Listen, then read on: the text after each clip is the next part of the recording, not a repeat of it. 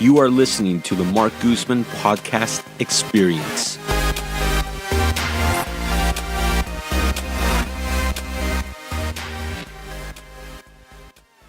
Okay, we're going to jump right into it. We've got a great show for you guys. And very first topic is the CCAR meetings, or the California Association of Realtors meetings. So, and for those of you who don't know, Marc actually participates in Legislation Week with California Association of Realtors. So he is really at the cutting edge of all the latest laws that are coming downwind, from like housing to rent control, to all of these different things that we talk about on the show. Marc, and I'm going to leave this up to you because you were going to give us all the latest and greatest stuff that's coming downwind. Yeah, so there's a lot that I cannot talk about because a lot of this stuff is behind closed doors. However, I do want to talk about it, but he'd have to kill us. I do want to talk about a lot of the upcoming bills that have recently passed committee, and they're going to the actual California Legislature, Assembly, and Senate floor. These bills are going to go to the floor for discussion, possibly revisions, and the idea is for politicians in California to vote on these by September. And it's going to be very interesting to see what happens, and you'll see why. Very first bill that we're going to discuss is Assembly Bill 1482, which would impose a statewide rent cap. This is essentially rent control statewide for cities that do not already have a rent control policy or ordinance in place. Now, you've probably heard about Oregon recently passing a 7% cap rent control ordinance throughout the entire state. Well, California now is piggybacking off of that, and that's literally what they're looking to do. Now, this bill would be a 5% plus CPI. Now, there are people, even politicians on the Democratic side, that say 5% plus CPI is not too high enough to be reasonable. So there is going to be a big discussion on this. They're thinking about possibly matching up Oregon's at 7%, possibly even 10%. 10% plus CPI. So there's going to be a lot of discussion in the coming months. So you definitely want to look for that. Assembly Bill 1697 and Assembly Bill 1481 would essentially impose just cause evictions throughout the state of California. Now, this is a whole nother episode in itself, but there's a lot of issues that come with just cause evictions. The whole idea behind it has a lot of good meaning. Obviously, why should you get evicted if you haven't done anything wrong at the property? But you can get evicted if the owner needs to move back in, if they're going to sell the property, if you're breaking the lease agreement, if you're not paying rent.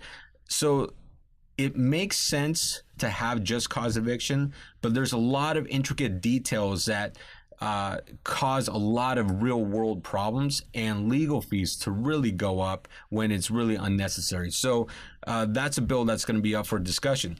Assembly Bill 36 is Costa-Hawkins modification. So for many of you that were following Prop 10 just this last election cycle during the midterms, there was a bill to repeal Costa-Hawkins entirely. Well, that bill basically failed, so Costa-Hawkins stays in effect.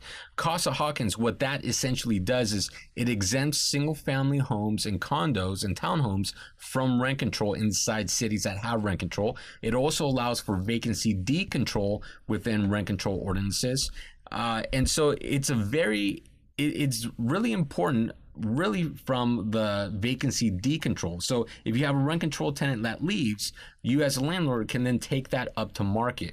Well, there's now a modification being proposed to this where they would actually modify this to where it would place rent control on single family homes and would only exempt real people, real persons, not LLCs and not trusts, which would be very interesting on this. Section 8 recently just made a pass, and this really wasn't a big law change. It didn't have to be voted on or anything. It was basically regulatory from HUD, and HUD controls Section 8 and various housing agencies. And historically, they give you about 120-day notice that they're going to come in and inspect buildings. The problem with that is many 120 days is a long time, right? That's 3 months. And what happens is they provide notice to a landlord then takes their time to get the repairs done, but they have 120 days. They do the repairs to get a clean inspection. And what typically happens is there are some landlords that do not keep up their units very well, and because of that, HUD decided we want to enforce this a lot stricter, and instead they're moving from 120-day notice down to 14-day notices. This is causing a big stir amongst a lot of landlords because they're like, well, 14 days sometimes is not enough time to actually get ready for an inspection for a wide range of different reasons.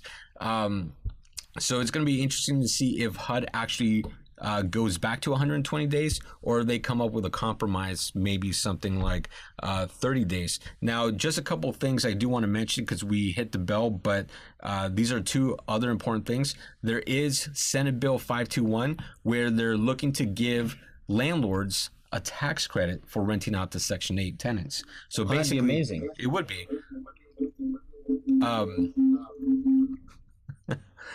Sorry about that. Technical difficulties. Yeah, it makes it fun. Makes the show fun. So if you rent out to Section 8, then you could possibly get a tax credit. So I think that's a great bill. There's a lot of support for that, and I think I would support that. Yeah, a lot of politicians are supporting this.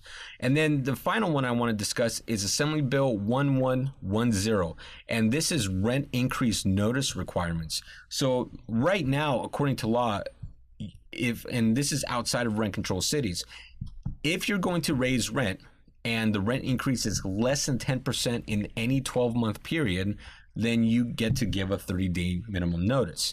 If it's more than 10%, it's a 60-day notice. Well, now they're looking at changing this to a 60-day notice for under 10% and a 90-day notice if over 10%.